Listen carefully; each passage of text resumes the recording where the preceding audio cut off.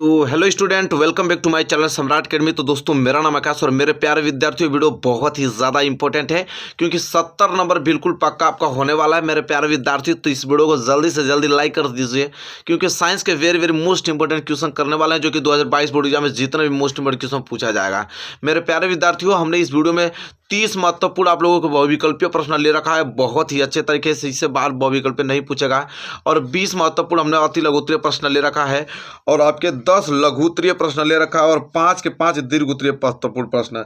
मेरे प्यारे भैया, कंप्लीट वीडियो आपको ये मिल गया विज्ञान का जो कि वेरी वेरी मोस्ट इंपोर्टेंट, जो कि 70 में 70 नंबर आप लोगों को क्लियर कर देगा। मेरे प्यारे विद्यार्थी, इस वीडियो को हमने रखा है 1000 लाइक का, 1000 टारगेट रखा है। आई होप आप इसको पूरा करें। जल्दी से जल्दी एक प्यारा सा लाइक दे दीजिए मेरे प्यारे विद्यार्थी, और चैनल पर नहीं तो चैनल को सब्सक्राइब करके और बेल आइकन को प्रेस कर लीजिए। और जो भी है कॉपी कलम नोट्स कर लीजिए क्योंकि आज की वीडियो बहुत ही ज़्यादा इंपॉर्टेंट है क्योंकि सभी प्रकार के क्वेश्चन हमने एक ही वीडियो में इंक्लूड किया है। तो वीडियो बहुत ही ज़्यादा यहाँ से तो क्वेश्चन बनना बहुत ही ज़्यादा तय है। तो चलिए मेरे प्यारे विद्यार्थी, वीडियो स्टार्ट करते हैं। शुरू से लेकर लास्ट से देखिएगा जितने भी मैं महत्वपूर्ण प्रश्न, पहले 30 महत्वपूर्ण बहुविकल्पीय बताऊंगा। तो चलिए हमारे साथ पहले आप टेस्ट दीजिए, ठीक है। मतलब आप बताते रहिए कमेंट करके आपको 30 में से कितना आ रहा है। इसके बाद 10 अति लघु उत्तरीय, 5 लघु उत्तरीय, 20 अति लघु उत्तरीय, 10 लघु उत्तरीय और 5 दीर्घ उत्तरीय देखने वाले हैं, ठीक है। चलिए आज की वीडियो स्टार्ट करते हैं। चलिए अब हम देखते हैं बहुविकल्पीय प्रश्न, ठीक है। अब इसको हटा देता हूँ मैं, यहाँ पे आपको दिख रहा होगा अच्छे तरीके से। वेरी वेरी मोस्ट आपका क्वेश्चन और फर्स्ट है।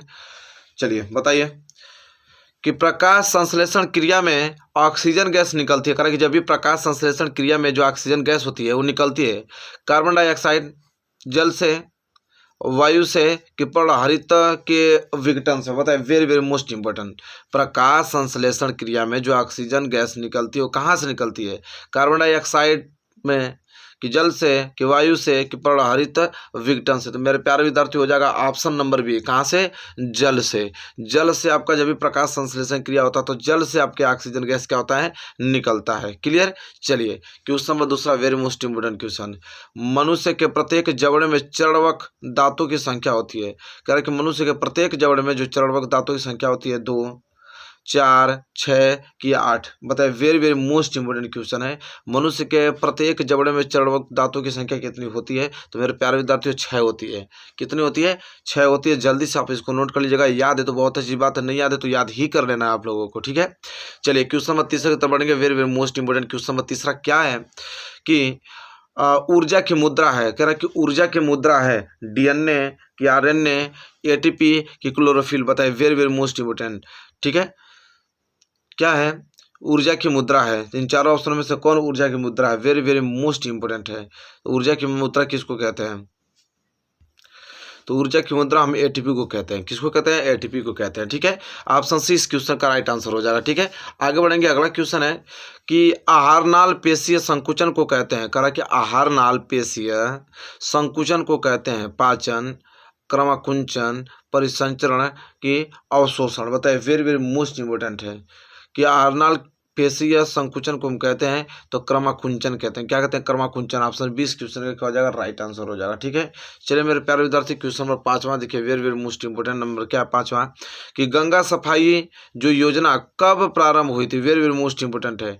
गंगा सफाई जो योजना हुआ था वो कब प्रारंभ हुआ था? 1985 में, 1955 में, 2005 में, कि इनमें से कोई नहीं? बताए, very very most important question है कि गंगा सफाई योजना कब प्रारंभ हुआ था? तो 1985 में हुआ था। कहाँ? 1985 में। चलिए very most important question number 6 क्या है कि कोलिफॉर्म समूह है।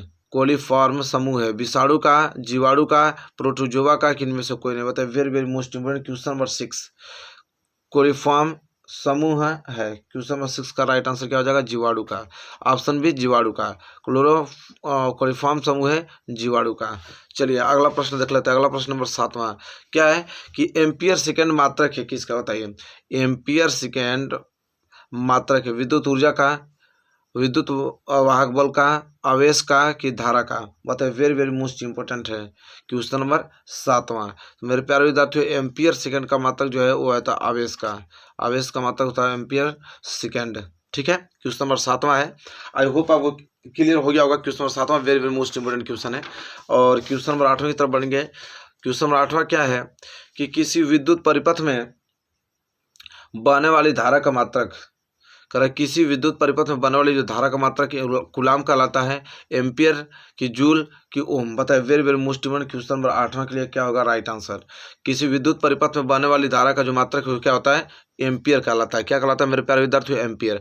ऑप्शन 20 क्वेश्चन के लिए राइट आंसर हो जाएगा। ठीक है, प्रश्न नंबर 9, पौधों में भोजन का स्थानांतरण होता है जाइलम द्वारा, फ्लोएम द्वारा, कार्टेक्स द्वारा कि मज्जा द्वारा। बताइए वेरी वेरी मोस्ट इंपोर्टेंट, पौधों में भोजन का जो स्थानांतरण होता है जाइलम द्वारा, फ्लोएम द्वारा, कार्टेक्स द्वारा कि मज्जा द्वारा होता है, बहुत ही ज़्यादा इंपॉर्टेंट है। तो फ्लोएम द्वारा होता है। किसके द्वारा, फ्लोएम के द्वारा होता है मेरे प्यारे विद्यार्थी। Very very most important question number 9 clear हो गया। ठीक है, क्वेश्चन नंबर 10वां देखिए, कह रहा है कि डिक्शन एवं जौली संबंधित है। कह रहा है कि जो डिक्शन है और जौली यह संबंधित है आपका रसार्देरण से, परासरण से, अवशोषण से कि विसरण से। बताए very very most important question number 10वां।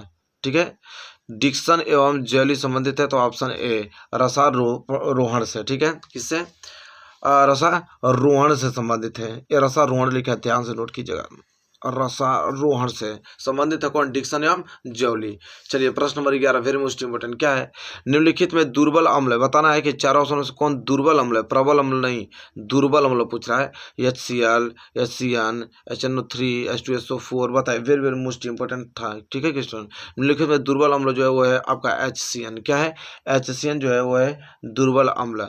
चलिए क्वेश्चन नंबर 12 देखिए, very very most important question number 12 क्या है कि क्षारीय विलयन का पीएच मान होता है। Very very most important question number 12।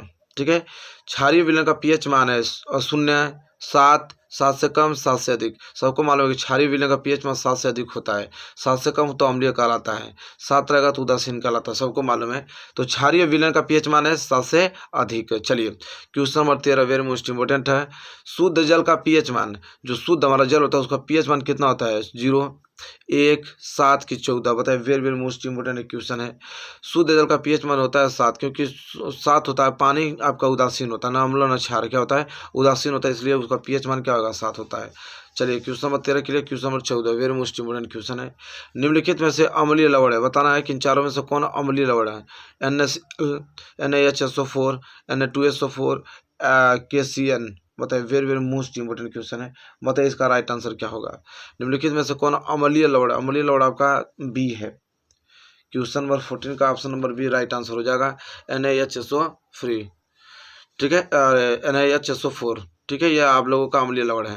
Question number 15 और very very most important question number 15 है, क्या है कि जीवाश्म ऊर्जा का स्रोत है। करा कि जीवाश्म जो है वो ऊर्जा का स्रोत है, पवन ऊर्जा का, सौर ऊर्जा का, कोयला या पेट्रोलियम का, जल विद्युत का। बताइए very very most important question number 15 के लिए क्या होगा राइट आंसर।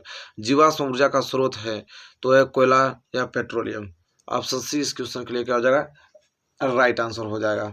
चलिए क्वेश्चन नंबर यहाँ पे 15 भी क्लियर हो गया। Question number 16 very very most important क्या है, क्वेश्चन नंबर 16 किलोवाट घंटा मात्रक है। किलोवाट घंटा जो है मात्रक है विद्युत शक्ति का, विद्युत धारा का, विद्युत ऊर्जा का, विद्युत आवेश का। बताए very very most important question था। किलोवाट घंटा मात्रक किसका है, बहुत ही प्यारा प्रश्न है। तो किलोवाट घंटा जो है वो विद्युत ऊर्जा का है, किसका, विद्युत ऊर्जा का मात्रक है, किलोवाट घंटा मात्रक है विद्युत ऊर्जा का। नेक्स्ट प्रश्न question number 17 very most important कि बिजली के बल्ब में फिलामेंट होता है टंगस्टन का, लोहे का, तांबे का, पीतल का। वेरी वेरी मोस्ट इंपोर्टेंट है, बिजली के जो बल्ब, जो भी बिजली के बल्ब लगता है उसमें जो फिलामेंट तार होता है किसका होता है, टंगस्टन का होता है। ऑप्शन ए इस क्वेश्चन का क्या हो जाएगा, राइट आंसर हो जाएगा। ठीक है, चलिए प्रश्न नंबर 18 देखिए, वेरी मोस्ट इंपोर्टेंट प्रश्न नंबर 18 कि विद्युत ऊर्जा की इकाई है। कह रहा कि विद्युत ऊर्जा की इकाई है वोल्ट, वाट, एम्पियर, वाट सेकेंड। बताइए very very most important question number क्या आपका 18 है। विद्युत ऊर्जा का जो इकाई है वो आपका सेकेंड है, वाट सेकेंड। क्या, वाट सेकेंड है विद्युत ऊर्जा का इकाई।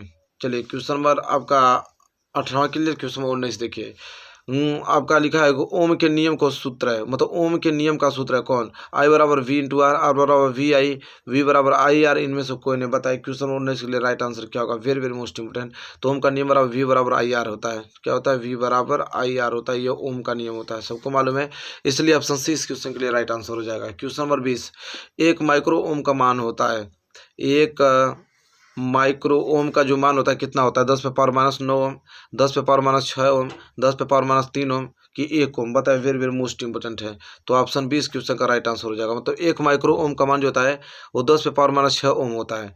क्वेश्चन नंबर 21 जो कि वेरी वेरी मोस्ट इंपोर्टेंट है, क्या है कि निम्नलिखित में से कौन जैव मात्रा ऊर्जा स्रोत का उदाहरण नहीं है। निम्नलिखित में से कौन जैव मात्रा, देखिए क्या हमसे पूछा है कि जैव मात्रा ऊर्जा स्रोत का उदाहरण नहीं है। लकड़ी, गोबर गैस, नाभिकीय ऊर्जा की कोयला, बताए very very most important. Question number 21 के लिए क्या होगा राइट आंसर। तो मैं आपको बता दूं कि जैव मात्रा ऊर्जा का स्रोत का उदाहरण नहीं है, वो नाभिकीय ऊर्जा। क्या है? नाभिकीय ऊर्जा। क्वेश्चन नंबर 21 के लिए राइट आंसर क्या हो जाएगा? Option C. और हम आगे बढ़ेंगे अगले क्वेश्चन की तरफ, क्वेश्चन नंबर 22 की तरफ। Question number 22 very very most important है कि पौधों में कायिक प्रवर्धन के लिए कौन सा भाग अधिक अनुकूल है। पौधों में कायिक प्रवर्धन के लिए कौन भाग अधिक अनुकूल है? तना, पत्ती, जड़ की प्रगलिका। बताइए question number 22 very very most important है। तो इसके लिए हो जाएगा ऑप्शन ए तना। पौधों में कायिक प्रवर्धन के लिए कौन सा भाग अधिक अनुकूल है? तो क्या आप देंगे? तना राइट आंसर हो जाएगा ऑप्शन ए। ये आपका क्वेश्चन नंबर चला अभी 22। ठीक है, हम बढ़ेंगे अगली तरफ क्वेश्चन नंबर 23 की तरफ और देखेंगे क्वेश्चन नंबर 23 क्या है, जो कि राइट आंसर इसमें से क्या मिलेगा आप लोगों को कि परिवार नियोजन की अस्थायी विधि क्या है। परिवार नियोजन की अस्थायी विधि क्या है? गर्भ निरोधक गोलियां, निरोधक का प्रयोग, वेसेक्टॉमी और कि गर्भ समापन, गर्भपात। बताइए वेरी वेरी मोस्ट इंपोर्टेंट है। क्वेश्चन नंबर 23 के लिए क्या होगा राइट आंसर। परिवार नियोजन की अस्थायी विधि क्या है? तो गर्भ निरोधक गोलियां हैं। क्या? गर्भ निरोधक गोलियां। चलिए आगे बढ़िए question 24 very very most important है। क्या है क्वेश्चन 24 कि निषेचन के बाद पुष्प का कौन सा भाग फल में बदल जाता है? पुंकेसर, वर्तिका, अंडाशय की बीजांड। बताइए निषेचन के बाद पुष्प का कौन सा भाग फल में बदल जाता है? तो मेरे प्यारे विद्यार्थियों अंडाशय। अंडाशय क्या होता है? फल में बदल जाता है। ठीक है, निषेचन के बाद। चलिए question number 25 very very most important है। क्या है? जाइगोट के गुणसूत्रों की संख्या होती है। जाइगोट के गुणसूत्रों की संख्या होती है 3x, 4x, 2x की x। बताए very very most important. Question number 25 के लिए राइट आंसर हो जाएगा ऑप्शन नंबर सी 2x। कितना? 2x। जाइगोट गुणसूत्रों की संख्या होती है 2x। ठीक है, चलिए क्वेश्चन नंबर 26 है कि ओम के अनुसार विभवांतर व धारा के बीच समय ग्राफ होगा। एक सरल रेखा है, एक वृत्त में होगा कि एक अर्धवृत्त में कि लगातार दिशा बदलेगी। ठीक है, करा ओम के अनुसार जो विभवांतर होता है और धारा उसके बीच जो ग्राफ होता है कैसा बनता है? तो एक सरल रेखा। कैसा? एक सरल रेखा। 26 का ऑप्शन ए राइट आंसर हो जाएगा। ठीक है, चलिए क्वेश्चन नंबर 27 देखिए very very most important. Question number 27 क्या है? हीटर का तार बना होता है किससे? तांबे का है, पीतल का, नाइक्रोम का कि लोहे का। बताइए question number 27 very very most important है। क्वेश्चन नंबर 27 कि हीटर का जो आपका तार है वो बना होता है किसका? तो नाइक्रोम का। किसका? नाइक्रोम का बना होता है। ठीक है, चलिए आगे बात करते हैं क्वेश्चन नंबर 28। विद्युत सामर्थ्य P का सूत्र है। P बराबर क्या होता है? P बराबर V अपान क्या है कि P बराबर 1 अपान के V कि P बराबर VI कि IP बराबर V स्क्वायर अपान I होता है। बताइए वेरी मोस्ट इंपोर्टेंट। तो विद्युत सामर्थ्य P बराबर हमेशा होता है V बराबर I, विभवांतर गुणे धारा। ठीक है, P शक्ति बराबर। ठीक है, P बराबर क्या होता है? V इंटू आई होता है। चलिए क्वेश्चन नंबर 29 क्या है कि प्रतिरोधों के समांतर संयोजन के समान होता है। कह रहे कि प्रतिरोधों के अगर समांतर संयोजन के समान होता है धारा, विभवांतर की आवेश की इनमें से कोई नहीं। बताइए प्रतिरोधों के समांतर संयोजन के समान होता है कौन? धारा, विभवांतर, आवेश की इनमें से कोई नहीं। तो मेरे प्यारे विद्यार्थी हो जाएगा ऑप्शन बी विभवांतर। प्रतिरोधक के जो समांतर संयोजन के समान होता है कौन? विभवांतर। लास्ट क्वेश्चन एक और बच गया है, 30 महत्वपूर्ण कंप्लीट हो जाएगा। क्वेश्चन क्या है कि 1 किलोवाट घंटा में जूल की संख्या होती है। 1 किलोवाट घंटा में जूल की संख्या कितनी होती है? बताइए 3.6 × 10 पे पावर 3, 3.6 × 10 पे पावर 4, 3.6 × 10 पे पावर 5, 3.6 × 10 पे पावर 6। बताए very very most important. Question number 30 के लिए राइट आंसर क्या हो जाएगा? ऑप्शन नंबर डी 3.6 × 10 पे पावर 6। 1 किलोवाट घंटा में कितने जूल होता है? तो इतना याद कर लीजिएगा, वेरी वेरी मोस्ट इंपोर्टेंट। तो जैसा कि आपने देखा हमने 30 महत्वपूर्ण आप लोगों के सामने बहुविकल्पीय प्रश्न डिस्कस कर लिया। अब हम आगे बढ़ने वाले हैं, 20 महत्वपूर्ण आप लोगों के सामने हम देखने वाले हैं। अरे 20 महत्वपूर्ण हम लोग आपके देखेंगे, आपके अति लघुत्तरीय। क्या देखेंगे? अति लघुत्तरीय 20 महत्वपूर्ण प्रश्न। चलिए उसको नोट कीजिए। चलिए देखिए 20 महत्वपूर्ण अति लघुत्तरीय प्रश्न देखने वाले जो कि वेरी वेरी मोस्ट इंपोर्टेंट है। चलिए पहला प्रश्न क्या है, जल्दी से नोट कीजिए। यहाँ से प्रश्न बनना तय, यहाँ से तो निश्चय है कि बनेगा ही बनेगा, आप इस बात की गारंटी मुझसे ले सकते हैं। ठीक है, पहला प्रश्न है कि वायु में जलाने से पहले मैग्नीशियम के फीते को साफ क्यों किया जाता है? Very very most important question है। ठीक है, कि वायु में जलाने से पहले मैग्नीशियम के फीते को साफ क्यों किया जाता है? तो लिखेंगे हम लोग आंसर कि मैग्नीशियम की अभिक्रियाशीलता अधिक होने के कारण यह वायुमंडलीय ऑक्सीजन तथा नमी से अभिक्रिया करके मैग्नीशियम ऑक्साइड तथा हाइड्रोक्साइड की एक अक्रिय प्रयुक्त बना लेता है। अतः मैग्नीशियम धातु को जलाने से पूर्व हम रेत पत्र से रगड़कर हटाना आवश्यक समझते हैं। कह रहा है कि जब भी वायु में जलाने से पहले मैग्नीशियम के फीते को इसलिए साफ करते हैं क्योंकि मैग्नीशियम की अभिक्रियाशीलता अधिक होने के कारण मैग्नीशियम धातु कोई भी है उसको अगर छोड़ देंगे तो वायु में उपस्थित ऑक्सीजन के साथ यह रिएक्शन करके इस पर मैग्नीशियम ऑक्साइड परत जम जाएगी या तो हाइड्रोक्साइड की परत जम जाती है जो कि जलने में असहायक होती है। इसलिए वायु से जलने से पहले मैं बालू पेपर सैंड पेपर से इसको लेकर पहले छुड़ा देता हूँ इसके ऑक्साइड परत को, ठीक है, हाइड्रोक्साइड की परत को छुड़ा देता हूँ, तब इसे जलाता हूँ और फिर जल जाता है अच्छे से। तो क्लियर हो गया ना आप लोगों को वायु में जलाने से पहले मैग्नीशियम के फीते को साफ क्यों किया जाता है? यही कंडीशन होता है, कुछ नहीं। चलिए क्वेश्चन नंबर दूसरा, वेरी मोस्ट इंपोर्टेंट। क्या है क्वेश्चन नंबर दूसरा कि अम्ल तथा क्षार की आधुनिक अवधारणा स्पष्ट कीजिए। मतलब हमसे पूछा है कि अम्ल किसे कहते हैं, क्षार किसे कहते हैं, 100% पूछेगा, ठीक है, पूछता है आप लोगों का। तो हम लोग लिखेंगे, हेडिंग डालेंगे अम्ल और जानेंगे कि अम्ल होता क्या है। तो कह रहा है कि अम्ल वे पदार्थ हैं कि जो जलीय विलयन में वियोजित अथवा सायनिक होकर हाइड्रोजन H+ अथवा हाइड्रोनियम आयन H3O देता है। कह रहा है कि अम्ल उससे आप बोल सकते हैं कि वे पदार्थ अम्ल होता है कि जो अगर जलीय विलयन में उसको वियोजित कर दिया जाए तो आयनित होकर हाइड्रोजन H+ में टूटेगा या तो हाइड्रोनियम आयन H3O+ में टूटता है, उससे हम कहते हैं क्या, अम्ल। कैसे? जैसे में आप एग्जाम्पल HCl देख सकते हैं, हाइड्रोक्लोरिक अम्ल, H2SO4 देख सकते हैं, सल्फ्यूरिक अम्ल, ठीक है। तो ये आपके अब क्या अम्ल है। जैसे HCl है, इसको जलीय विलयन में तोड़ेंगे तो देखिए H पे धनात्मक और क्लोरीन पे ऋणात्मक में टूट जाएगा, ठीक है, तो इसे हम कहेंगे अम्ल। इसी प्रकार क्षार तब क्या होता है, तो क्षार वे पदार्थ है कि जो जलीय विलयन में वियोजित अथवा आयनित होकर हाइड्रोक्साइड आयन OH ऋणायन देता है, उसे हम कहते हैं क्षार कहते हैं। जैसे आप सोडियम हाइड्रोक्साइड कह सकते हैं, पोटेशियम हाइड्रोक्साइड कह सकते हैं, जिसमें OH ऋणात्मक प्रदान करता है उसे हम क्षार कहते हैं, जिसमें हम लोग का H धनात्मक प्रदान करता है उसको अम्ल कहते हैं। क्लियर है? चलिए क्वेश्चन नंबर दूसरा था, आई होप आपको क्लियर हो गया होगा मेरे प्यारे विद्यार्थियों। क्वेश्चन नंबर देखिए, very very most important. Question number तीसरा क्या है कि खाने के सोडे का रासायनिक नाम तथा अणु सूत्र लिखिए, इसके बनाने की विधि का केवल रासायनिक समीकरण लिखिए। मतलब पूछा है कि खाने के जो सोडे का रासायनिक नाम क्या है, उसके अणु सूत्र क्या है और इसको बनाने की विधि केवल लिखना है, ठीक है, और रासायनिक समीकरण भी लिखना है। तो देखिए सबसे पहले हम लिखेंगे खाने के सोडे का जो रासायनिक नाम है वो है सोडियम बाइकार्बोनेट होता है। खाने के सोडे का रासायनिक नाम, पहला बात याद रखिए, सोडियम बाइकार्बोनेट, जिसे हम बोलते हैं NaHCO3 होता है।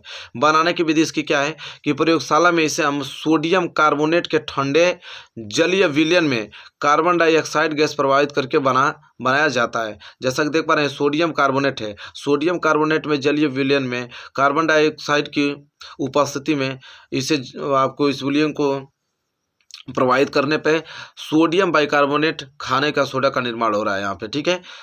तो आई होप आप इस क्लियर कर लिए होंगे रिएक्शन के माध्यम से, ठीक है, बहुत अच्छे से हमने लिखा है। चलिए जल्दी से आप इसको नोट कीजिए। अगला प्रश्न देखिए, वेरी मोस्ट इंपोर्टेंट। क्या है, आयनिक यौगिकों का गलनांक कुछ क्यों होता है? Very very most important. आयनिक यौगिकों का गलनांक जो होता है उच्च क्यों होता है? तो लिखेंगे उत्तर कि आयनिक यौगिकों का गलनांक उच्च होता है क्योंकि विपरीत आवेश युक्त आयनों के मध्य उपस्थित प्रबल अंतर आयनिक आकर्षण बल को तोड़ने के लिए बहुत अधिक ऊर्जा की आवश्यकता होती है, इसलिए क्या होता है उसका गलनांक उच्च होता है। आयनिक यौगिकों का गलनांक उच्च होता है। जैसे आप लोगों का है NaCl, तो N आपका प्लस चार्ज देता है, क्लोरीन आपका माइनस चार्ज, इन दोनों आप संयोग करके NaCl बना दिया है, तो जो प्लस और माइनस चार्ज आपस में क्या होता है बहुत तेजी से जुड़ता है, तो जुड़ने के लिए उसका बंध मजबूत हो जाता है, इसलिए भाई आयनिक यौगिकों को गलनांक कुछ होता है क्योंकि उसको गलाएंगे तो अधिक ऊर्जा की आवश्यकता होगी ही होगी। चलिए क्वेश्चन नंबर 4 क्लियर हो गया। क्वेश्चन नंबर 5, ये स्टार बने हुए प्रश्न मतलब समझ रहे हैं कि आपको कितना मोस्ट इंपोर्टेंट है, ये प्रश्न मुलाकात होगी आपको। क्वेश्चन नंबर 5 क्या है, भर्जन एवं निस्तापन को उदाहरण द्वारा समझाइए कि भर्जन क्या होता है। भर्जन देखिए, भर्जन यह है सांद्रित अयस्क को वायु के नियंत्रित मात्रा की उपस्थिति में गलनांक से नीचे परंतु उच्च ताप पर गर्म करके ऑक्साइड में परिवर्तन करने की क्रिया ही क्या कहलाती है, भर्जन कहलाती है। क्या है एक बार सुनिए कि सांद्रित अयस्क को वायु की उपस्थिति में गलनांक से नीचे परंतु उच्च ताप पर अगर हम गर्म करके ऑक्साइड में परिवर्तन करने की क्रिया को हम क्या कहते हैं, भर्जन कहते हैं, ठीक है। आप इसको नोट भी कर सकते हैं एग्जाम्पल यहाँ पे, ठीक है, इसे हम बोलते हैं भर्जन। तो लगी बात निस्तापन की, तो निस्तापन भी बताना पड़ेगा। तो निस्तापन रैंडमली लिखे। कह रहा है कि सांद्रित अयस्क को वायु की अनुपस्थिति में, देखिए अनुपस्थिति, वहां पर उपस्थित ही चाहिए, यहाँ पे वायु नहीं होना चाहिए, अनुपस्थिति में उसके गलनांक के नीचे उच्च ताप पर गर्म करके ऑक्साइड में परिवर्तित करने को हम क्या, प्रक्रम को हम बोलते हैं निस्तापन बोलते हैं। जैसे यहाँ पे देख सकते हैं ZnO3, ठीक है, यहाँ परिवर्तित हो गया तो ZnO अलग हो गया, कार्बन डाइऑक्साइड गैस बाहर निकल गया, ये क्या, निस्तापन। चलिए अगला प्रश्न देख लेते हैं, वेरी वेरी मोस्ट इंपोर्टेंट। अगला प्रश्न क्या है?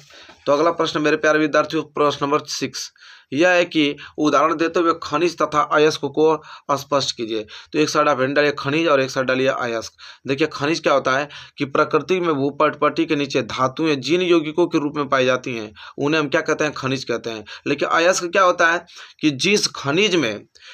जिस खनिज में धातु अधिक मात्रा में उपस्थित हो तथा उससे धातु को आसानी से एवं कम खर्च में प्राप्त किया जा सके, उसे हम क्या कहते हैं, अयस्क कहलाता है वो, ठीक है। इसी तरह खनिज में दूसरा पॉइंट है कि सभी अयस्क खनिज होते हैं।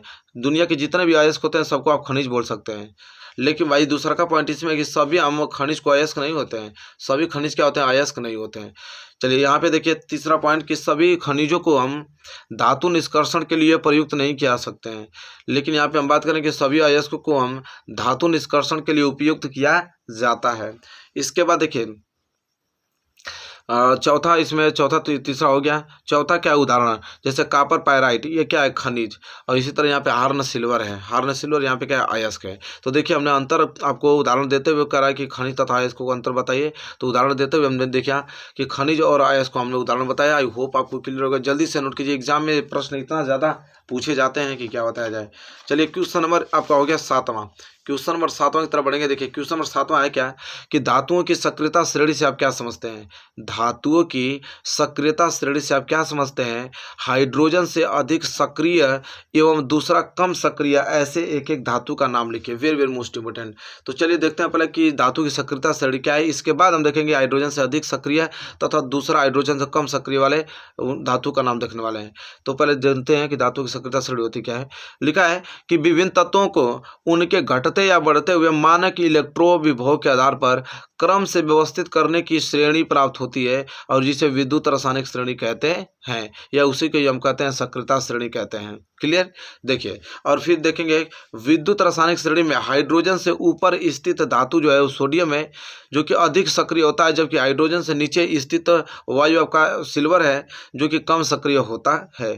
ठीक है, क्लियर हो गया ना। एक अधिक सक्रिय क्रियाशील और एक कम क्रियाशील वाला धातु का नाम भी हमने बता दिया और सक्रियता श्रेणी भी बता दिया कि सक्रियता श्रेणी होती क्या है। चलिए क्वेश्चन नंबर 18, सभी प्रश्नों को तरट जाना है जितना प्रश्न आपको इस वीडियो में देखने को मिल रहा है। क्वेश्चन नंबर 8वां है, प्रयोगशाला में सर्वप्रथम किस कार्बनिक यौगिक का निर्माण हुआ था। कह रहा है कि प्रयोगशाला में सर्वप्रथम पहली बार किस कार्बनिक यौगिक का निर्माण हुआ था, उसका नाम एवं सूत्र लिखिए और संबंधित अभिक्रिया भी दीजिए। चलिए सबसे पहले हम जानेंगे यूरिया। और प्रयोगशाला में सर्वप्रथम किस कार्बनिक यौगिक का निर्माण हुआ था, तो यूरिया का हुआ था। उसका सूत्र लिख लीजिए NH2CONS2, ये यूरिया है। देखिए यूरिया सर्वप्रथम निर्मित कार्बनिक यौगिक था जो फ्रेडरिक होलर, वैज्ञानिक जो थे फ्रेडरिक होलर ने प्रयोगशाला में अमोनिया साइनेट को गर्म करके बनाया था। अमोनिया साइनेट को गर्म करके कौन, फ्रेडरिक होलर ने सर्वप्रथम यूरिया बनाया था, कार्बनिक यौगिक। ठीक है, चलिए प्रश्न नंबर 8वां था, वेरी वेरी मोस्ट इंपोर्टेंट था मेरे प्यारे विद्यार्थियों। आई होप आपको क्लियर हो गया होगा प्रश्न नंबर 8वां। इसी के साथ हम बढ़ेंगे अगले क्वेश्चन के, क्वेश्चन नंबर 9 की तरफ। और देखिए क्वेश्चन नंबर जो 9 है वेरी वेरी मोस्ट इंपोर्टेंट है। क्या है देखते हैं। एथिल एल्कोहल के ऑक्सीकरण से प्राप्त यौगिकों के नाम व सूत्र लिखिए। एथिल एल्कोहल के ऑक्सीकरण से प्राप्त यौगिकों के नाम व सूत्र लिखना है। तो लिखेंगे उत्तर में, एथिल एल्कोहलों के ऑक्सीकरण में एल्डिहाइड से तथा एसिटिक अम्ल प्राप्त होते हैं। एथिल एल्कोहल के ऑक्सीकरण में एल्डिहाइड तथा एसिटिक अम्ल प्राप्त होते हैं। इनके सूत्र हैं CH3COCH है। ठीक है, तो आई होप आपको ये प्रश्न क्लियर हो गया होगा मेरे प्यारे विद्यार्थियों कि एथिल एल्कोहल के ऑक्सीकरण से प्राप्त यौगिकों के नाम और सूत्र लिखना था। ये प्रश्न नंबर 9 था। प्रश्न नंबर 10वां वेरी वेरी मोस्ट इंपोर्टेंट है। क्या प्रश्न नंबर 10वां देखिए, बहुत ही ज़्यादा प्यारा प्रश्न है कि आधुनिक आवर्त सारणी नियम क्या है, स्पष्टीकरण दीजिए। या तो इस प्रश्न को पूछता है कि आधुनिक आवर्त नियम लिखिए। तो चलिए देखते हैं आधुनिक आवर्त नियम क्या होता है। तो मोजले ने सन 1913 में परमाणु क्रमांक की खोज के बाद, कौन, मोजले ने 1913 में परमाणु क्रमांक की खोज किया और यह सिद्ध किया कि परमाणु का आधारभूत गुण परमाणु क्रमांक है, न कि परमाणु भार। और इस आधार पर उसने यह नया संशोधित नियम बना दिया जिसे हम आधुनिक आवर्त नियम कहते हैं। क्या कहते हैं? आधुनिक आवर्त नियम कहते हैं। और इस नियम के अनुसार क्या होता है कि तत्वों के जो भौतिक तथा रासायनिक गुण होते हैं उनके परमाणु क्रमांकों की आवर्ती के क्या होते हैं? वह फलन होते हैं। ठीक है, वेरी वेरी मोस्ट टाइम पे क्वेश्चन मैं आप लोगों को बता रहा हूँ। क्वेश्चन नंबर 10वां, क्या आधुनिक आवर्त नियम क्या है, ऐसे पूछ लेगा, या तो आधुनिक आवर्त नियम शारीरिक नियम क्या है और स्पष्टीकरण दीजिए। दोनों तरीके से पूछा जाता है। तो हमने बहुत अच्छे तरीके से आप लोगों को बताया। आई होप आपको क्लियर हो गया होगा। Question number 11, very very most important question number 11 क्या है कि दंत क्षरण से आप क्या समझते हैं? स्पष्ट कीजिए। वेरी वेरी मोस्ट इंपोर्टेंट, दंत क्षरण से आप क्या समझते हैं? स्पष्ट करना है। तो लिखेंगे कि दंत क्षरण में, देखिए, दंत क्षरण में इनेमल और डेंटाइन का मृदुकरण होने लगता है। इसमें जीवाणुओं द्वारा शर्करा से अम्लों का निर्माण होता है और जिससे इनेमल का क्षरण होता है। यह दांतों में फंसे भोजन के कणों पर जीवाणुओं के समूह चिपक कर दंत प्लेक का निर्माण करते हैं और दांतों में ब्रश करने से यह प्लेक अम्ल उत्पन्न होने से पहले ही हटा दिया जाता है और सूक्ष्म जीवों के जो मसूड़ों में पहुंच जाते हैं, इसके कारण सूजन व संक्रमण उत्पन्न भी रोग हो जाते हैं। ठीक है, क्लियर है ना? तो दंत क्षरण क्या है? आई होप क्लियर हो गया होगा। अच्छे तरीके से हमने आप लोगों को बताया। ये प्रश्न नंबर 11 था। और मैं बढ़ूंगा जस्ट प्रश्न नंबर 12 की तरफ। अब प्रश्न number 12 very very most important. क्या प्रश्न है कि पीत रस क्या है, या कि यह रस कहाँ स्रावित होता है, एकत्र होता है? पीत रस। तो देखिए उत्तर लिखेंगे कि पीत रस जो है वो यकृत की कोशिकाओं में बनता है और यह पित्ताशय नामक संरचना में संचरित रहता है जो कि यकृत के नीचे स्थित होता है। पीत रस में पाचक एंजाइम उपस्थित नहीं होते हैं, किंतु यह वसा के पाचन में क्या होते हैं? सहायक होते हैं। ठीक है, पीत रस क्लियर हो गया। Very very most important question में कराया हूं आप लोगों को। क्वेश्चन नंबर 12, इससे भी ज़्यादा मतलब बहुत ही मजा आ जाएगा अगर वीडियो आप कंप्लीट देखते हैं तो। ठीक है, क्वेश्चन नंबर आपका क्या है? 13, वेरी वेरी मोस्ट इंपोर्टेंट। क्या है क्वेश्चन नंबर 13 कि श्वसन तथा दहन में कोई 4 अंतर लिखे। श्वसन तथा दहन में कोई 4 अंतर आपको लिख देना है। तो एक साइड श्वसन डालिए, एक साइड दहन। श्वसन में लिखना पड़ा कि यह जैविक नियंत्रण में होने वाली जैव रासायनिक ऑक्सीकरण क्रिया है। श्वसन में लिखना है कि यह जैविक नियंत्रण में होने वाले जैव रासायनिक ऑक्सीकरण की क्रिया है। हालांकि दहन में क्या लिखेंगे कि यह अनियंत्रित रासायनिक ऑक्सीकरण की क्या है? क्रिया है। दूसरा आपको श्वसन में लिखना है कि यह क्रिया सामान्यतः ताप 25 से 45 डिग्री सेल्सियस पर होती है तथा इसमें कम ऊर्जा भी क्या होती है? उत्पन्न होती है।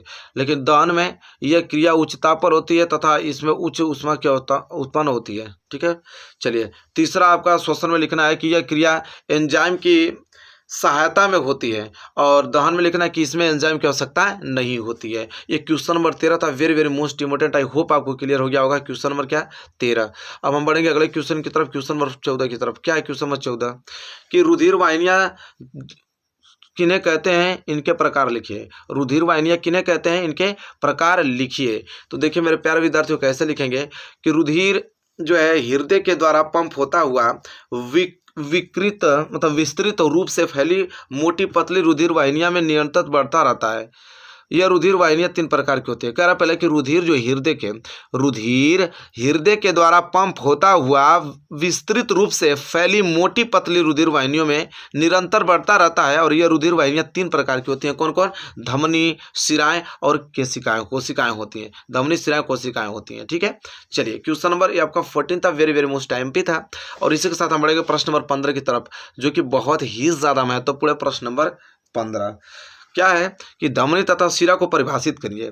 धमनी तथा शिरा को क्या करना है? परिभाषित की। धमनी क्या है, शिरा क्या है? सबसे पहले हेडिंग डालेंगे हम लोग यहाँ पे धमनी। धमनी क्या है कि वह रुधिर वाहिनियां जो रुधिर का परिवहन हृदय से संपूर्ण शरीर के अंगों या ऊतकों तक करती है, धमनी कहलाती है। और यह गुलाबी रंग का होता है। कह रहा है कि धमनी उसे कहेंगे कि जो हृदय से पूरे शरीर में हमारे ब्लड को क्या करता है? ऊतकों तक पहुँचाता है। ठीक है, उसका परिवहन करता है, उसी को हम बोलते हैं धमनी। और ये गुलाबी रंग का होता है। तो शिरा तब क्या होता है? तो शिरा को देख लेते हैं। तो शिरा वो होता है कि वह रुधिर वाहिनियां जो रुधिर को संपूर्ण शरीर से एकत्र करके हृदय तक लाती है, शिरा कहते हैं। यह चमकीली नीली या बैंगनी होती है। तो सिंपल है, धमनी का कार्य होता है हृदय से लेकर पूरे शरीर तक पहुंचा देना है, और शिरा का मतलब होता है पूरे शरीर से लेकर हृदय तक आ जाना ब्लड को। तो आई होप क्लियर हो गया होगा। प्रश्न नंबर ये आपका 15 था, जो कि बहुत ही ज्यादा महत्वपूर्ण था। आई होप क्लियर हो गया होगा आप लोगों को। चलिए क्वेश्चन नंबर 16 की तरफ बढ़ेंगे। और question number 16 very very most time पे प्रश्न है। क्या है क्वेश्चन नंबर 16 कि जीवों के जनन की विखंडन एवं खंडन विधि को उदाहरण सहित स्पष्ट कीजिए। जीवों के जनन की विखंडन एवं खंडन विधि को उदाहरण सहित समझाना है। तो हेडिंग डालिए पहला विखंडन। इसमें लिखेंगे पहला कि इस विधि में कोशिका दो भागों में विभाजित होकर नई संतति कोशिकाओं का निर्माण करती है। इस विधि में जो कोशिका होता है वो दो भागों में विभाजित होकर नई संतति कोशिकाओं का निर्माण करता है। उदाहरण के तौर पर देख सकते हैं जैसे जीवाणु हुआ, युगलिना हुआ, ठीक है। और दूसरा होता है खंडन। खंडन में क्या होता है कि इसमें सुकाय के कायिक सूत्र या तंतु टूट जाते हैं और तथा इन टूटे सूत्रों को प्रत्येक भाग वृद्धि करके नए पादप का निर्माण कर लेता है। उदाहरण जैसे शैवाल हुआ, कवक हुआ, आदि हुआ। तो ये आपका खंडन है, ऊपर वाला आपका विखंडन था। क्वेश्चन नंबर 16, क्वेश्चन नंबर 17 क्या very very most important question number 17 है कि अवतल दर्पण तथा उत्तल दर्पण से बनने वाले आभासी प्रतिबिंब से क्या अंतर है। वेरी वेरी मोस्ट इंपोर्टेंट कह रहा है कि अवतल दर्पण और उत्तल दर्पण से बनने वाले जो आभासी प्रतिबिंब बनता है, तो अवतल दर्पण और उत्तल दर्पण में आभासी प्रतिबिंब में अंतर क्या है। तो लिखेंगे कि अवतल दर्पण से बनने वाले आभासी प्रतिबिंब जो होता है वो हमेशा सीधा तथा वस्तु से क्या बनता है, बड़ा बनता है। जबकि जो उत्तल दर्पण से बनने वाला आभासी प्रतिबिंब होता है वो उल्टा तथा वस्तु से क्या बनता है, छोटा बनता है। रट जाना इस बात को। ये प्रश्न नंबर 17 है और बहुत ही ज़्यादा महत्वपूर्ण प्रश्न नंबर 17। आई होप क्लियर हो गया होगा, ठीक है। चलिए इसी के साथ हम बढ़ेंगे प्रश्न नंबर 18 की तरफ। बहुत ही ज़्यादा महत्वपूर्ण प्रश्न नंबर 18 कि एक व्यक्ति के द्विफोकस दूरी वाले लेंस के ऊपरी भाग में अवतल लेंस तथा निचले भाग में उत्तल लेंस लगा है, तो उसके नेत्र में कौन कौन से दोष हैं। कह रहा है कि एक व्यक्ति के द्विफोकसीय दूरी लेंस वाले ऊपरी भाग में आपका अवतल लेंस लगा है और निचली भाग में उत्तल लेंस लगा है, उसके मतलब नेत्र में कौन कौन से दोष होंगे। तो लिखेंगे उत्तर में कि इस प्रकार के व्यक्ति की आंखों में जरा दूरदृष्टिता दोष कहता है। कौन सा, जरा दृष्टिता दोष दूर होता है, मतलब दृष्टिता दोष होता है उसमें उनकी आंखों में। और इस दोष के निवारण है तो हम द्विफोकसी मतलब अवतल और उत्तल लेंस दोनों का उपयोग करते हैं, ठीक है। चलिए प्रश्न नंबर 18 था। आई होप आपको प्रश्न नंबर 18 क्लियर हो गया है। प्रश्न नंबर 19 की तरफ बढ़ेंगे। वेरी वेरी मोस्ट इंपोर्टेंट प्रश्न नंबर 19 क्या है मेरे प्यारे विद्यार्थियों। प्रश्न नंबर 19 कि प्रिज्म से जो श्वेत प्रकाश के गुजरने पर न्यूनतम व अधिकतम विचलन किन रंगों का होता है। प्रिज्म से श्वेत प्रकाश के गुजरने पर न्यूनतम व अधिकतम विचलन किन रंगों का होता है। मेरे प्यारे विद्यार्थी उत्तर लिखेंगे हम लोग यहाँ पे कि प्रिज्म से श्वेत प्रकाश के गुजरने पर, जब भी प्रिज्म से श्वेत प्रकाश गुजरता है तो न्यूनतम विचलन लाल रंग के प्रकाश का होता है तथा अधिकतम विचलन जो होता है वो बैगनी रंग के प्रकाश का होता है। आई होप आपको ये प्रश्न नंबर जो 19 से क्लियर हो गया होगा। वेरी वेरी मोस्ट एमपी प्रश्न था। और क्वेश्चन नंबर 19 क्लियर होने के साथ तुरंत हम बढ़ेंगे क्वेश्चन नंबर 20वां। लास्ट क्वेश्चन आप लोगों का है किसका, अभी अति लघु उत्तरी का। अभी तो लघु उत्तरी बाकी है, दीर्घ उत्तरी बाकी, मतलब बहुत सारा प्रश्न करने वाले हैं। क्या है कि ओम का नियम लिखिए। तो ओम का नियम लिखेंगे तो क्या बताएंगे यहाँ पे कि ओम के नियम के अनुसार यदि किसी चालक की भौतिक अवस्था है, जैसे लंबाई हुआ, परिच्छेद का क्षेत्रफल हुआ, चालक का पदार्थ हुआ, ताप हुआ, वो नियत रहे, तो चालक में जो बहने वाली धारा होती है वो चालक के सिरों के बीच, जो चालक के सिरों के जो विभवांतर है उसके क्या होता है, अनुक्रमानुपाती होता है। यही आपका ओम का नियम कहता है। क्लियर हो गया। ओम का नियम यही कहता है कि यदि किसी चालक की अगर भौतिक अवस्था जैसे में लंबाई, परिच्छेद का क्षेत्रफल, चालक का पदार्थ व ताप अगर नियत रहे, फिक्स रहे, तो चालक में बनने वाली हमें धारा जो है हमेशा उन दोनों के बीच जो विभवांतर काम करता है सिराओं के बीच, उसके अनुक्रमानुपाती होता है। यही कहता है ओम का नियम। चलिए मेरे प्यारे विद्यार्थियों, होप आपको ये प्रश्न क्लियर हो गया यहाँ तक। अभी हमने देखा है 20 महत्वपूर्ण आप लोगों को अति लघु उत्तरीय। अब हम लोग 10 महत्वपूर्ण लघु उत्तरीय महत्वपूर्ण प्रश्न देखने वाले हैं। चलिए मेरे प्यारे विद्यार्थियों, देखिए ये जो प्रश्न है आप लोगों के 4 नंबर के लिए आता है, ठीक है, लघु उत्तरी में। वेरी वेरी मोस्ट इंपोर्टेंट है प्रश्न जो मैं करा रहा हूँ, बहुत छाट के इधर उधर से करा रहा हूँ कि एग्जाम में आप लोगों को 100% फंसे और आप अच्छा स्कोर कर पाएं। कह रहा है कि हाइड्रोजन आयन सांद्रण से क्या तात्पर्य है, उदासीन विलयन में हाइड्रोजन आयन सांद्रण का मान कितना होता है। वेरी वेरी मोस्ट इंपोर्टेंट है, ठीक है। तो लिखेंगे हाइड्रोजन आयन सांद्रण, हेडिंग लिखेंगे इसमें कि किसी जलीय विलयन के 1 लीटर आयतन में उपस्थित हाइड्रोजन के ग्राम आयनों मोलों की संख्या को उस विलयन का हाइड्रोजन आयन सांद्रण कहते हैं, जिसे हम इस चित्र द्वारा, मतलब इस चिन्ह द्वारा, H हाइड्रोजन दोनों तरफ अगर आप ब्रैकेट लगा देते हैं तो ये सांद्रण को डिनोट करता है, ठीक है, द्वारा प्रदर्शित करते हैं। उदासीन विलयन में हाइड्रोजन आयन सांद्रण का मान जो होता है 1 × 10⁻⁷ मोल प्रति लीटर होता है। तो आई होप आपको क्लियर हो गया होगा कि हाइड्रोजन आयन सांद्रण क्या है। उदासीन विलयन में हाइड्रोजन आयन सांद्रण का मान कितना होता है, तो इतना होता है। Very very most important question है मेरे प्यारे विद्यार्थियों, लिख कर और इसको याद कर लीजिएगा और यहाँ से क्वेश्चन बनना तय है। अगला प्रश्न है कि उदासीनीकरण अभिक्रिया क्या है, 2 उदाहरण दीजिए। वेरी वेरी मोस्ट इंपोर्टेंट है, 4 नंबर के लिए प्रश्न पूछा जाता है। तो लिखेंगे कि किसी अम्ल की किसी क्षारक से अभिक्रिया के फलस्वरूप लवण तथा जल के निर्माण की क्रिया को हम क्या कहते हैं, उदासीनीकरण अभिक्रिया कहते हैं। ठीक है, उदाहरण देख सकते हैं यहाँ पे कि सोडियम हाइड्रोक्साइड और सोडियम हाइड्रोक्लोरिक अम्ल, ये क्षारक है, यह अम्ल है, दोनों अम्ल और क्षारक आपस में मिलकर लवण बना रहा है, उसे मतलब सोडियम क्लोराइड बना रहा है जल। मतलब उदासीनीकरण अभिक्रिया होता है कि किसी अम्ल की किसी क्षारक से अभिक्रिया करके लवण तथा जल में निर्माण की क्रिया को उदासीनीकरण अभिक्रिया कहते हैं। कोई क्षार और कोई अम्ल आपस में मिल करके लवण तथा जल बनाए, उसी को कहते हैं उदासीनीकरण अभिक्रिया। अब एग्जाम्पल भी देख भी सकते हैं। ठीक है, वेरी वेरी मोस्ट इंपोर्टेंट है। आई होप आपको क्लियर हो गया होगा मेरे प्यारे विद्यार्थियों। अगला जो प्रश्न है, तो ये प्रश्न आपको याद होना चाहिए। जो मैं प्रश्न बता रहा हूँ प्रश्न आपको रट जाना है। 2013 में, 14 में, 15 में, 16 में, 17 में, 18 में, 20 में जो प्रश्न देख रहे हैं, वेरी वेरी मोस्ट इंपोर्टेंट। क्या है प्रश्न है कि प्रकाश संश्लेषण किसे कहते हैं और प्रकाश संश्लेषण के लिए आवश्यक विभिन्न घटकों के नाम लिखिए। वेरी वेरी मोस्ट इंपोर्टेंट है। प्रकाश संश्लेषण किसे कहते हैं और प्रकाश संश्लेषण के लिए आवश्यक विभिन्न घटकों के नाम लिखना है। तो उत्तर है यहाँ पे कि प्रकाश संश्लेषण वह उपचायक क्रिया है जिसके द्वारा अकार्बनिक सरल यौगिकों को जल तथा कार्बन डाइऑक्साइड को प्रकाशीय ऊर्जा के द्वारा कार्बोहाइड्रेट्स के रूप में बदल दिया जाता है और प्रकाशीय ऊर्जा का उपयोग अम्पर्ण हरित की उपस्थिति में किया जाता है तथा इसमें ऑक्सीजन उप उत्पाद के रूप में निकलती है। ठीक है, अब यहाँ पे एग्जांपल आप देख सकते हैं। मतलब ये वेरी वेरी मोस्ट इंपोर्टेंट है आपके प्रकाश संश्लेषण किसे कहते हैं। अब फिर हमसे विभिन्न घटक भी पूछा था ना, प्रकाश संश्लेषण के विभिन्न घटक क्या है। तो देखिए, प्रकाश संश्लेषण के लिए हमें सूर्य का प्रकाश का होना बहुत ही ज़्यादा जरूरी है, कार्बन डाइऑक्साइड होना जरूरी है, जल होना बहुत जरूरी है, क्लोरोफिल होना जरूरी है। मतलब इतना चीज़ की उपस्थिति में ही आपका प्रकाश संश्लेषण हो सकता है मेरे प्यारे विद्यार्थियों। तो ये प्रश्न कितना मोस्ट एमपी था, इसको जरूर से आप याद कर लीजिएगा। चलिए, इसके बाद अगला प्रश्न है श्वसन को परिभाषित कीजिए। वेरी वेरी मोस्ट एमपी प्रश्न है, श्वसन को परिभाषित कीजिए। कैसे, इसका उत्तर लिखेंगे कि श्वसन वह क्रिया है जिसमें कोशिकाओं के अंदर कार्बनिक यौगिकों प्रायः ग्लूकोज का ऑक्सीकरण होता है और इस क्रिया में कार्बन डाइऑक्साइड तथा ऊर्जा उत्पन्न होती है और इस ऊर्जा को हम विशेष एटीपी अणुओं में विभवीय ऊर्जा के रूप में संचित किया जाता है, उसे हम कहते हैं श्वसन। ठीक है, चलिए यहाँ पे आप रिएक्शन उतार सकते हैं। ठीक है, इसको उतार नहीं सकते, उतार के याद कर लीजिएगा इस रिएक्शन को। तो श्वसन क्रिया हो गया ना, मतलब ये श्वसन समझाएगा ना, श्वसन को परिभाषित कीजिए, यहाँ तक उतार लीजिए। बहुत ही ज़्यादा मोस्ट एमपी है, 100% मैं गारंटी लेता हूँ यहाँ से प्रश्न बनना तय है मेरे प्यारे विद्यार्थियों। ठीक है, चलिए अगला प्रश्न जो है उसको नोट कीजिए, वेरी वेरी मोस्ट इंपोर्टेंट है। अगला प्रश्न क्या है कि रुधिर और लसिका में अंतर स्पष्ट करना है, बताना है कि रुधिर और लसिका में क्या अंतर है।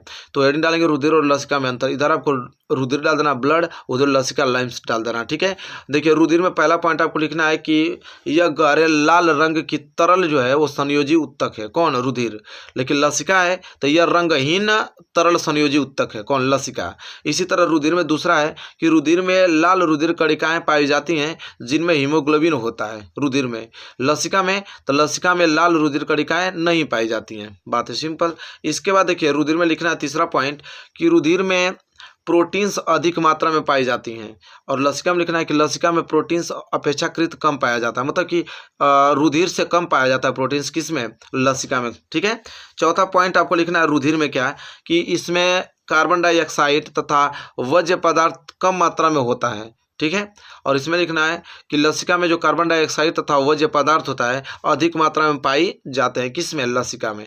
लास्ट पॉइंट है आप लोगों का पांचवा, जो कि लिखना है किसमें, रुधिर में, कि इसमें ऑक्सीजन अधिक मात्रा में पाई जाती है। ठीक है, और इसमें लिखेंगे हम लोग लसिका में कि इसमें ऑक्सीजन कम मात्रा में होती है। ठीक है, इसमें आपके अधिक मात्रा में ऑक्सीजन पाया जाता है, किसमें, रुधिर में।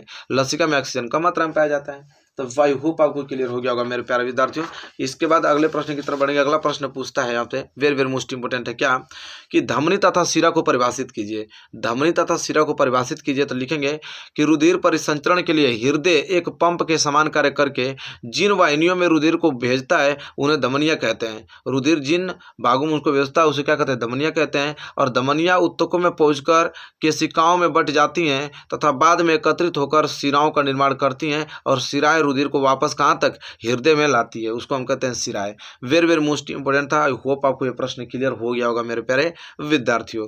चलिए, यह प्रश्न अगर आपने क्लियर कर लिया अच्छे तरीके से, धमनी तथा शिरा में अंतर समझ लिया आप लोगों ने, तो हम तुरंत बढ़ेंगे प्रश्न नंबर नेक्स्ट की तरफ, जो कि अगला प्रश्न।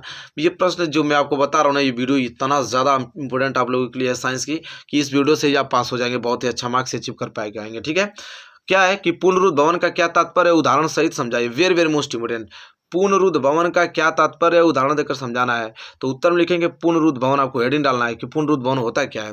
कह रहा है कि स्पंज हुआ, हाइड्रा हुआ आदि जीवों को दो या दो से अधिक भागों में काटने पर प्रत्येक भाग अपनी कमियों को पूरा करके एक पूर्ण जीव बना लेता है। इसी प्रकार केचुआ हुआ, सितारा हुआ, मछली आदि भी शरीर का अधिकांश भाग जो है दोबारा बना लेते हैं। पुनरुद्ध भवन के गुण के कारण हाइड्रा की एक से अधिक जातियों के कटे हुए शरीर आपस में जोड़े जा सकते हैं। इस क्रिया को हम क्या कहते हैं, रोपण कहते हैं। कह रहा पुनरुद्ध भवन का मतलब कि जैसे हाइड्रा, स्पंज हुआ ना, ये छोटे छोटे जीव हैं, इनको अगर अलग अलग टुकड़ों में, कई टुकड़ों में भी काट देंगे ना, तो वो पुनः अपना एक जीव धारण कर लेते हैं।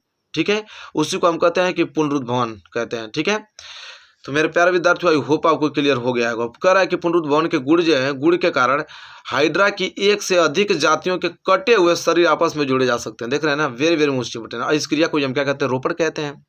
तो मेरे प्यारे विद्यार्थियों, आई होप आपको ये प्रश्न क्लियर हो गया होगा। वेरी वेरी मोस्ट इंपोर्टेंट ये आप लोगों के क्वेश्चन में करा रहा हूँ, आई होप क्लियर हो गया होगा। चलिए, यहाँ तक डाउट क्लियर आप लोगों को है।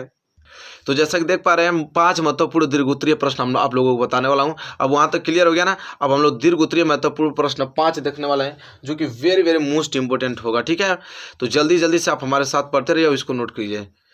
चलिए देखते हैं क्या है पहला प्रश्न, कि परागण की परिभाषा लिखिए। पर परागण की विभिन्न विधियों का संक्षिप्त विवरण दीजिए और इसके महत्व को समझाइए। बहुत ज़्यादा इंपॉर्टेंट है। कह रहा है कि परागण की परिभाषा लिखिए और पर परागण विभिन्न विधियों का संक्षिप्त में विवरण देना है और इसके महत्व को समझाना है। सबसे पहले हेडिंग आप डालेंगे परागण होता क्या है। कह रहा है कि किसी पुष्प के पराग कणों का उसी पुष्प या उसी जाति के किसी अन्य पुष्प के वर्तिकाग्र पर पहुंचने की क्रिया को हम क्या कहते हैं, परागण कहते हैं। तो ये तो परागण की परिभाषा रही। पर परागण की विधियां, हेडिंग डालना है पर परागण की विधियां। पादपों में पर परागण कीटों, वायु, जल एवं जंतुओं द्वारा होता है, जो निम्न प्रकार से होता है। पहला, कीटों द्वारा परागण कैसे होता है, लिखेंगे कि कीटों को आकर्षित करने के लिए पादपों में विशेष युक्तियां, जैसे पुष्पों का रंग हुआ, सुगंध हुआ, मकरंद हुआ आदि की उपस्थिति पाई जाती है। और कीट जो है परागित पुष्प बड़े ही आकर्षक एवं मकरंद युक्त होते हैं। इन पुष्पों के वर्तिकाग्र प्रायः चिपचिपे होते हैं। उदाहरण पे जैसे अंजीर, आक, साल्विया, पीपल आदि। ये सब क्या है, कीटों द्वारा परागण है।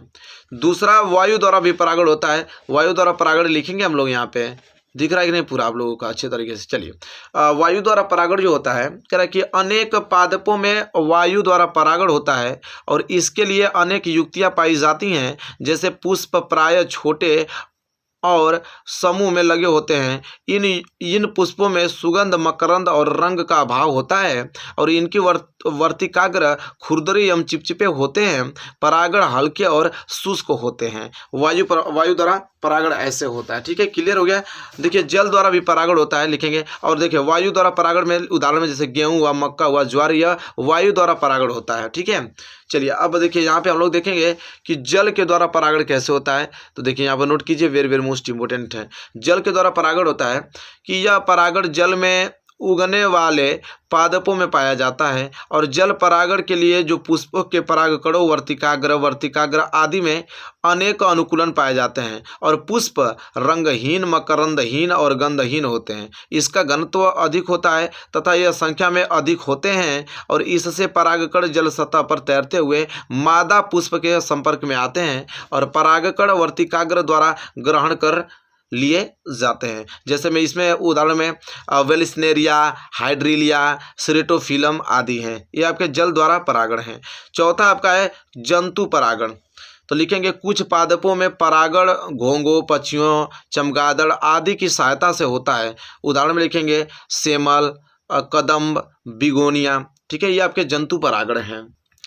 देखिए पर परागण का महत्व भी पूछा था, तो हम हेडिंग डालेंगे पर परागण का महत्व। आज लिखेंगे पर परागण का महत्व में पहला कि पर परागण द्वारा पादपों में विभिन्नताएं उत्पन्न होती हैं। ठीक है, पहला पर परागण द्वारा पादपों में विभिन्नताएं उत्पन्न होती हैं, पहला महत्व। दूसरा महत्व है कि विभिन्नताओं के परिणाम स्वरूप पादपों में नई एवं उन्नत प्रजातियां विकसित होती हैं, अतः पर परागण जैव विकास में सहायक होता है। ठीक है, ये दूसरा महत्व रहा। तीसरा महत्व है कि पर परागण के द्वारा स्वस्थ एवं रोग प्रतिरोधक पादप विकसित होते हैं, ये तीसरा महत्व रहा। चौथा महत्व है कि पर परागण के द्वारा बनने वाले जो बीज होते हैं वो स्वस्थ संख्या में अधिक एवं अधिक जनन क्षमता वाले क्या होते हैं। तो आपने देखा यह question very very most important कि परागण की परिभाषा लिखी है, पर परागण की विभिन्न विधियों को संक्षिप्त में विवरण हमने दिया, इसके महत्व को भी हमने क्या किया है, समझाया है। प्रश्न बहुत ज़्यादा इंपॉर्टेंट था मेरे प्यारे विद्यार्थियों। नेक्स्ट प्रश्न की तरफ बढ़ेंगे। नेक्स्ट प्रश्न भी बहुत ही ज़्यादा आईएमपी है, वो क्या है उसको देख लेते हैं। देखिए यह प्रश्न आपको तैयार होना ही चाहिए, जो भी प्रश्न आपको बता रहा हूँ किसी कीमत पर तैयार होना चाहिए। आई होप इसको जरूर से पूरा कर लीजिएगा, दृढ़ निश्चय कि यह प्रश्न आना तय है। क्या है कि समांतर क्रम में जुड़े तीन प्रतिरोधों के तुल्य प्रतिरोध के लिए सूत्र स्थापित कीजिए। देखिए समांतर क्रम में जुड़े तीन प्रतिरोधों के लिए हमें तुल्य प्रतिरोध के लिए सूत्र स्थापित करना है। 100% फिक्स रहता है कि यह आना ही तय है, ये 100% आपको पूछा जाएगा। तो उत्तर में लिखेंगे डिटेल में, आराम से इसको सुनिएगा ध्यान से कि प्रतिरोधों के समांतर क्रम में संयोजन में सभी प्रतिरोधकों के लिए सिरे की एक साथ परिपथ के एक बिंदु ए पर तथा दूसरे सिरे को एक साथ दूसरे बिंदु बी पर जोड़ा जाता है, और इस प्रकार के संयोजन में प्रत्येक प्रतिरोध दो वेनिष्ठ बिंदुओं के बीच जुड़ा होता है, जैसा कि अभी मैं दिखाता हूं चित्र के माध्यम से। अतः सभी प्रतिरोधकों के सिरों के बीच का विभवांतर क्या रहता है, समान रहता है। देखिए यहाँ पे ए और बी, यहाँ पे कितने प्रतिरोध, दो प्रतिरोध जुड़े हुए हैं, तीन प्रतिरोध जा रहा है एक दूसरे से, और कह रहा है कि सभी प्रतिरोधों के सिरों के बीच का जो विभवांतर है v का वैल्यू सब में सेम रहेगा। ठीक है, ये आपको फिगर पहले बना लेना है। फिगर बनाने के बाद अच्छे से नीचे से लिखना है यहाँ पे कि माना R1 R2 और R3 तीन प्रतिरोध को बिंदु ए और बी के बीच समांतर क्रम में जुड़ा गया। देखिए R1 R2 और R3 ये तीन प्रतिरोध को आपको समांतर क्रम में बिंदु ए और बी से जोड़ा गया है। ठीक है, माना देखिए लिखा है कि माना R1 R2 और R3 में धाराओं का मान क्रमशः I1 I2 और I3, मतलब कि प्रतिरोध पहला में धारा I1 बढ़ रहा है, प्रतिरोध R2 में धारा I2 बढ़ रहा है, प्रतिरोध R3 में धारा I3 बढ़ रहा है। ठीक है, को ओम के नियम, अगर इतना हो गया तो ओम के नियम के अनुसार हम क्या कर सकते हैं, पहला केस में तो I बराबर V अपान के R, तो पहला हो जाएगा पहले में जो धारा बह रही है उसके लिए V बराबर R1 हो जाएगा, दूसरे में I2 बराबर V अपान के R2 हो जाएगा, तीसरा I3 बराबर V अपान के R3 हो जाएगा। यहाँ तक तो सब कुछ क्लियर कर लेंगे आराम से। जहाँ लिखेंगे जहाँ V जो है ना, V बिंदुओं A और B के बीच क्या है, विभवांतर है। यदि बिंदु A अथवा B पर आने वाली कुल धारा का मान अगर I हो तो हम कैसे लिखेंगे, टोटल। अगर पूरा टोटल I होगा तो I बराबर क्या हो जाएगा, I1 I2 I3, टोटल जोड़ के हम टोटल I के बराबर कर देंगे। ठीक है, बराबर यहाँ पे क्या हो जाएगा, V बटे R1 प्लस V बटे R2 प्लस V बटे R3। यहाँ से अगर V अगर कॉमन ले लें हम तो क्या हो जाएगा, 1 अपान के R1 प्लस 1 अपान के R2 प्लस 1 अपान के क्या हो जाएगा, R3 बचेगा। ठीक है, यहाँ तक तो हो गया। इसके बाद देखिए इसको समीकरण 1 मान लीजिए, और यदि बिंदु ए और बी के बीच तुल्य प्रतिरोध R हो तो ओम के नियम के अनुसार आप क्या कहते हैं, I बराबर V अपान के R, यही तो कहेंगे। यही समीकरण 1 में समीकरण 2 का मान रख देना है। I जहाँ है वहाँ पे आपको V अपान के R रख देना है। तो देखिए यहाँ पे I आ गया था ना, तो I की जगह हम क्या रख देंगे, V अपान के R, और बाकी क्या ये आपका ये बच गया। यहाँ से आपको हम करेंगे क्या कि यहाँ से आपका हम V कॉमन ले लेंगे, V कॉमन लेंगे तो 1 अपान के R का 1 अपान के R बचेगा, और यहाँ पे कोष्टक में ये बचेगा। ठीक है, बराबर में। तो यही तो आप लोगों का तुल्य प्रतिरोध का फार्मूला निकल गया, अर्थात समांतर क्रम में जुड़े प्रतिरोधों के तुल्य प्रतिरोधों का व्युत्क्रम उनके प्रतिरोधों के व्युत्क्रम के योग के बराबर होता है। कह रहा है कि समांतर क्रम में जुड़े जो प्रतिरोध का व्युत्क्रम होता है वो उनके प्रतिरोधों के व्युत्क्रम के योग के क्या होता है, बराबर होता है। यहाँ पे सूत्र स्थापित हो गया। वेरी वेरी मोस्ट इंपॉर्टेंट था मेरे प्यारे विद्यार्थियों, जरूर से आप इसको याद कर लेना है। ठीक है, चलिए क्लियर हो गया। ये प्रश्न बहुत ज़्यादा आईएमपी था। अब इसके साथ हम बढ़ेंगे, अगला जो प्रश्न है वो इससे भी ज़्यादा महत्वपूर्ण, मतलब ये प्रश्न बनना तय 100%। ठीक है, चलिए अगला प्रश्न जो कि वेरी वेरी मोस्ट आईएमपी है, क्या है कि विद्युत मोटर का नामांकित चित्र बनाइए तथा इसकी कार्यविधि समझाइए और इसका उपयोग किस प्रकार ऊर्जा रूपांतरण में होता है। मतलब ये प्रश्न ही बहुत ही ज़्यादा इंपॉर्टेंट है। विद्युत मोटर का नामांकित चित्र बनाइए तथा इसकी कार्यविधि समझाइए और इसका उपयोग किस प्रकार ऊर्जा रूपांतरण में होता है।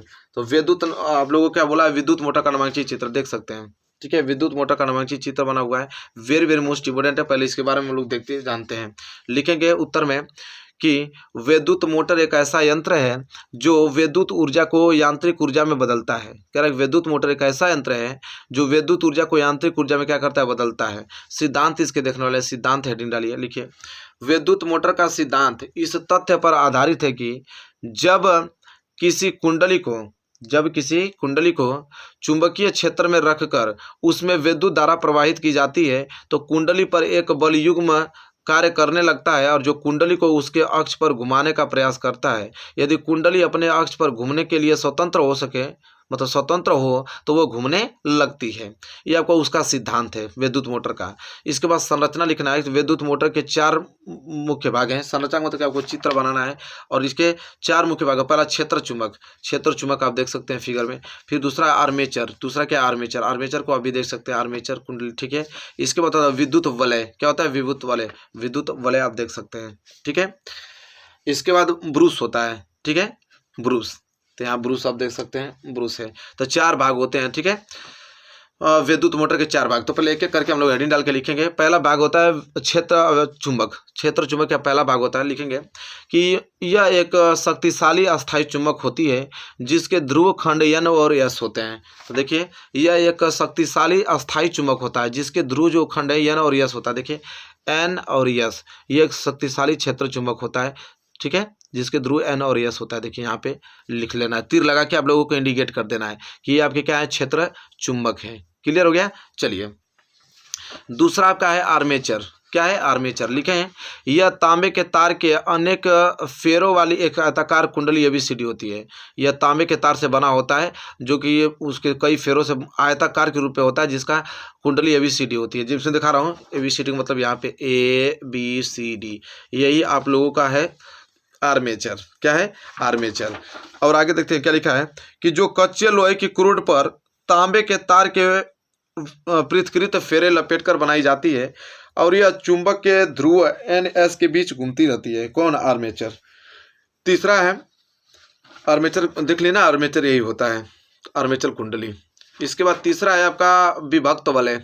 तीसरा क्या है आपका, विभक्त वलय है। लिखेंगे इसमें कि यह 2 अर्धवृत्ताकार वलयों अथवा 2 खंडों में विभक्त एक वलय के रूप में होते हैं। आर्मेचर की कुंडली के सिरे इन 2 अलग अलग वलयों L और M से जुड़े होते हैं और यह वलय आर्मेचर के ध्रुव दंड से जुड़े होते हैं। कौन, विभक्त वलय। देखिए विभक्त वलय में यह 2 अर्धवृत्ताकार वलयों अथवा 2 खंडों में विभक्त एक वलय सिरे के रूप में होते हैं। आर्मेचर, देखिए आर्मेचर की जो कुंडली के सिरे के इन 2 अलग अलग वलय L और M से जुड़े होते हैं। L और M से, देखिए L और M से यह आपके विभक्त वलय जुड़े होते हैं। देखिए यह जो है आपका विभक्त वलय है, देखिए L है और M है, इससे पार्ट से जुड़े हुए हैं, ठीक है। चलिए इसके बाद आपका जो चौथा पार्ट है वो है आपका ब्रूस। क्या है, ब्रूस। कह रहा है कि विभक्त वलय L और M कार्बन धातु की बनी 2 पत्तियों B1 और B2 को स्पर्श करता है। देखिए L और M कार्बन धातु से बनी पत्तियां B1 और देखिए B1 और B2 से क्या करता है, स्पर्श करता है, ठीक है। इन्हें ब्रूस कहते हैं, उन्हीं को हम क्या कहते हैं, ब्रूस कहते हैं। A और B जो हैं, इन ब्रूसों का संबंध जो है वो 2 संयोजक पेंचों से करके उनके बीच एक बैटरी लगा देते हैं और एक ब्रूस से विद्युत धारा कुंडली में प्रवेश करती है तथा दूसरे ब्रूस से विद्युत धारा बाहर क्या करती है, निकलती है। तो ये तो ब्रूस का कार्य रहा। इसके बाद हमको लिखना है पूरा का पूरा टोटल कार्य विधि, ठीक है। इसका टोटल लिखेंगे, इसका कार्य विधि क्या है। तो लिखेंगे कि जब बैटरी से कुंडली में विद्युत धारा प्रवाहित की जाती है तो फ्लेमिंग के बाएं हाथ के नियम से कुंडली की भुजाओं AB तथा CD पर बराबर परंतु विपरीत दिशा में 2 बल कार्य करने लगते हैं और ये दोनों बल एक युग्म बनाते हैं और जिसके कारण कुंडल वामावर्त दिशा में घूमने लगती है और कुंडली के साथ इसके सिरों पर लगे विभक्त वलय भी घूमने लगता है और इन विभक्त वलयों की मदद से धारा की जो दिशा है इस प्रकार रखी जाती है कि कुंडली पर बल युग्म लगातार एक ही दिशा में कार्य करे, अर्थात कुंडली एक ही दिशा में घूमती रहे। ये इसका कार्य विधि है, ठीक है मेरे प्यारे विद्यार्थियों। कार्य विधि क्लियर हो गया इसका। अब लास्ट में लिखेंगे इसका उपयोग, इसका उपयोग क्या है। तो विद्युत मोटर का उपयोग बिजली के पंखे, जल पंप और गेहूं पीसने की चक्की एवं अनेक विद्युत उपकरणों में होता है, ठीक है। ये इसका उपयोग है, ये इसका चित्र है, ठीक है मेरे प्यारे विद्यार्थियों, आई होप आपको ये वाला प्रश्न तो अच्छे तरीके एकदम क्लियर हो गया होगा, कोई भी डाउट आप लोगों को नहीं होगा मेरे प्यारे विद्यार्थियों। ठीक है, यहाँ तक किसी को डाउट बिल्कुल नहीं होना चाहिए। आई होप क्लियर हो गया। तो जैसा कि मेरे प्यारे विद्यार्थियों देखा, हमने बहुत ही ज़्यादा मोस्ट इंपोर्टेंट क्वेश्चन इस वीडियो में आपने इंक्लूड किया है। मेरे प्यारे विद्यार्थियों, वीडियो बहुत ही ज़्यादा इंटरेस्टिंग रही होगी और इससे क्वेश्चन तो बनना तय है। बहुत सारा प्रश्न आप लोगों को बनेगा 2022 बोर्ड एग्जाम में। वीडियो कैसे लगी मेरे प्यारे विद्यार्थियों बताइए। वीडियो अच्छी लगे तो प्लीज़ लाइक कीजिए, चैनल पर नए तो चैनल को सब्सक्राइब करके बेल आइकन को प्रेस कर लीजिए। मिलेंगे एक प्यारे से नेक्स्ट वीडियो में, तब तक के लिए धन्यवाद।